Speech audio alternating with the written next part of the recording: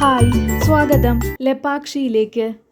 ബാംഗ്ലൂരിൽ നിന്ന് ഏകദേശം 130 കിലോമീറ്റർ അകലെ ആന്ധ്രാപ്രദേശിലെ ഒരു ചെറുഗ്രാമം ലെപ്പാക്ഷി. ചെറിയൊരു ഗ്രാമം എന്നതിനപ്പുറം ചരിത്രത്തിലും പുരാണത്തിലും വലിയൊരു സ്ഥാനം ഉൾക്കൊള്ളുന്ന സ്മാരക കേന്ദ്രമാണിത്.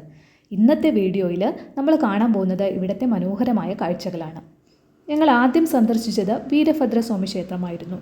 16-ാം നൂറ്റാണ്ടിൽ നിർമ്മിച്ച ദ്രാവിഡ ശൈലിയിലുള്ള ഈ ക്ഷേത്രം അതിൻ്റെ ശില്പകലയും ചരിത്രവും കൊണ്ട് ആകർഷണീയമാണ്. ശിവന്റെ ഉഗ്രരൂപമായ വീരഭദ്രന് സമർപ്പിച്ചിരിക്കുന്ന ഈ ക്ഷേത്രം രാമായണ കഥകളുമായി അഭേദ്യമായി ബന്ധമുണ്ട്. ഇതാണ് ലെപ്പാക്ഷി ക്ഷേത്രത്തിലെ നാട്യമണ്ഡപം അഥവാ ഡാൻസ് ഹാൾ. ഇത് വെറുമൊരു ഹാളല്ല, ശില്പകലയുടെ അതുല്യമായ പ്രകടനം. ആത്മാർത്ഥമായ ആരാധനയുടെ ഭാഗമായ നൃത്തത്തിനും സംഗീതത്തിനും ആനുപാതികമായി പണി കഴിപ്പിച്ച കലാമണ്ഡപം.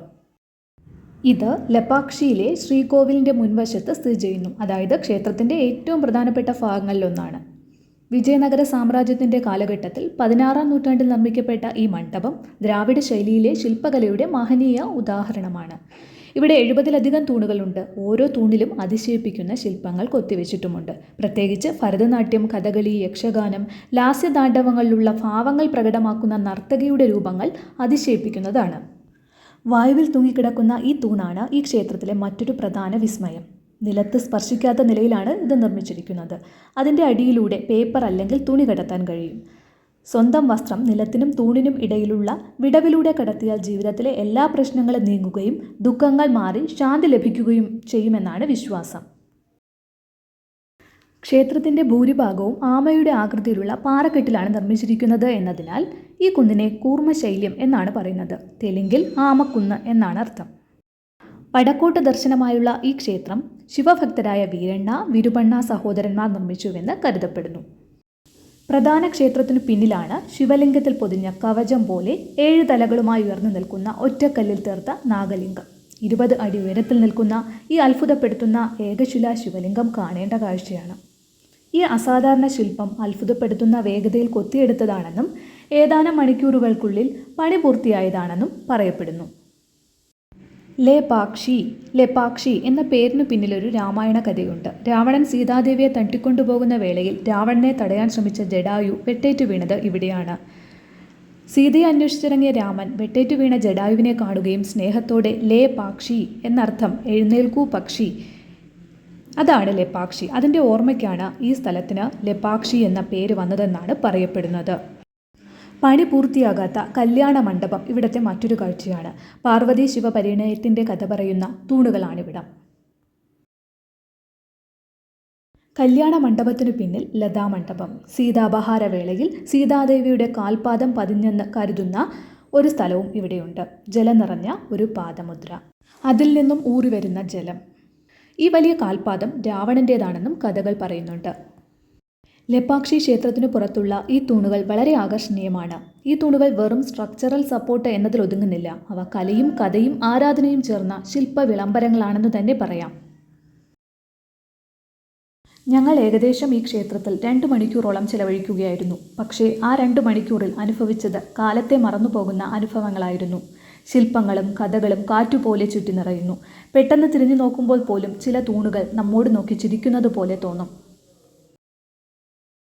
ക്ഷേത്രത്തിനു മുന്നിൽ വല്ലാതെ കുളിരേറിയ ഒരു വലിയ മരം കാണാമായിരുന്നു. ചിലർ ആ തണലിൽ വിശ്രമിക്കുന്നു, ചിലർ ശാന്തമായിരുന്ന നമ്മളെപ്പോലെ കാഴ്ചകൾ ആസ്വദിക്കുന്നു. ഓരോ താളത്തിലും തണലാണ്, ഓരോ കാറ്റിലും ഒരു ശാന്തതയാണ്. ക്ഷേത്രത്തിന് മുന്നിൽ കാണുന്ന ഈ കൊടിമരം എൻ്റെ ശ്രദ്ധ ആകർഷിച്ച ഒന്നായിരുന്നു. ആ തിളങ്ങുന്ന മേൽഭാഗത്തുള്ള ദിവ്യരൂപം ഒരുപക്ഷെ ഇവിടെ വരുന്നവരെ ഏറെ ആകർഷിക്കുമെന്നുറപ്പാണ്.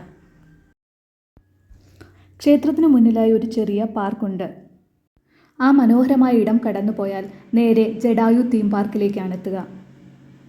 അവിടെ തന്നെയാണ് പാർക്കിംഗ് സൗകര്യവും ഏർപ്പെടുത്തിയിരിക്കുന്നത്. പാർക്കിംഗ് ചാർജസ് 80 രൂപ. വാഹനങ്ങൾക്ക് സുരക്ഷിതവും ക്രമവുമായുള്ള സ്ഥലമായി ഒരുക്കിയിരിക്കുന്നു. ഞങ്ങൾ പാർക്ക് ചെയ്തത് ക്ഷേത്രത്തിന് മുന്നിലുള്ള ഭാഗത്തായിരുന്നു. അതുകൊണ്ട് തന്നെ ജടായു തീം പാർക്കിലേക്ക് കുറച്ച് ചുറ്റി നടക്കേണ്ടി വന്നു. മാത്രവുമല്ല ഇവിടെ അന്നദാനം കൊടുക്കുന്നതും ശ്രദ്ധയിൽപ്പെട്ടു. അപ്പോൾ പിന്നെ ഞങ്ങളും അന്നദാനം കഴിക്കാൻ കയറി. അതിൻ്റെ ശാന്തതയും പുണ്യബോധവും അനുഭവിച്ചു. പിന്നീട് 27 അടി ഉയരമുള്ള നന്ദികേശ പ്രതിമ കാണാൻ പോയി.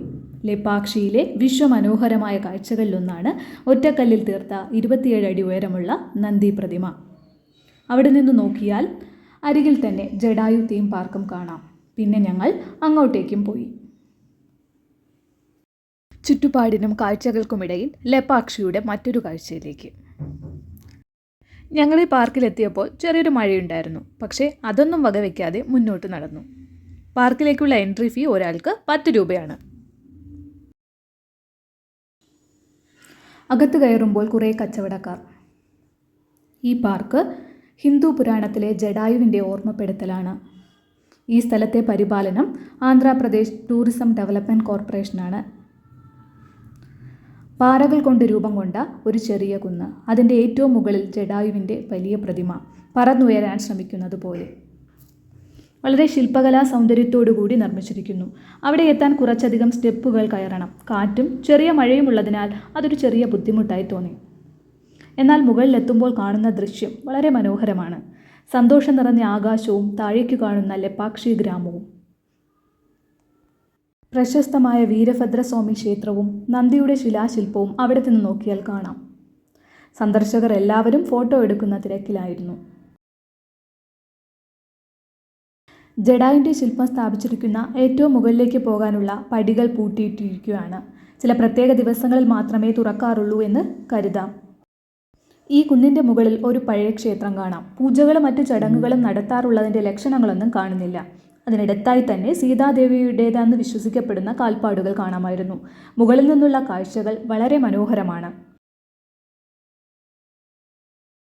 മഴയുടെ ലക്ഷണങ്ങൾ കനക്കാൻ തുടങ്ങിയതോടെ ഞങ്ങൾ കൂടുതൽ നേരം അവിടെ ചിലവഴിക്കാതെ തിരിച്ചിറങ്ങി. ലെപ്പാക്ഷിയിലെ കാഴ്ചകളും കഥകളും നിങ്ങൾക്കിഷ്ടമായോ? ഇതുപോലുള്ള വീഡിയോ കാണാൻ ഇഷ്ടമാണെങ്കിൽ ചാനൽ സബ്സ്ക്രൈബ് ചെയ്യാനും സപ്പോർട്ട് ചെയ്യാനും മറക്കല്ലേ. അപ്പോൾ താങ്ക്സ് ഫോർ വാച്ചിങ്.